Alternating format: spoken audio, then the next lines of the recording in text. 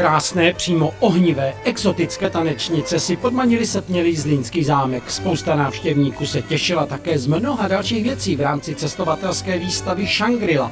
Muziku tvrdila kapela Jackie, její lídr má mimo jiné cestování v krvi. Já jsem osobně měl možnost se setkat dvakrát s Dalajlámou. Prostě člověk by asi toužil i s některými těmi mnichy strávit alespoň půl den, aby se trochu odpoutal od toho, bez čeho nelze u nás žít, to znamená bez čeho moderního, to je od telefonu až po zubní gardáček.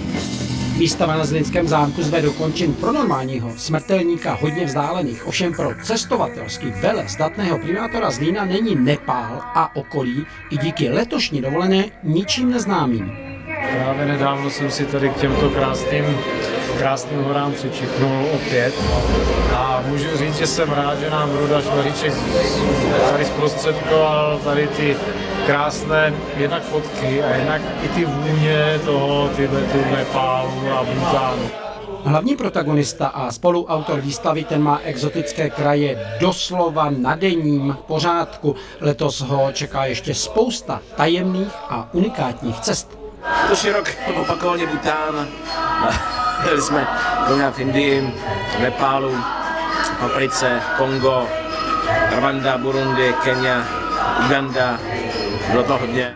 Výstava Shangri-La bude ve Zlínském zámku k vidění nejméně do konce října. Prodloužení není podle organizátorů vyloučeno.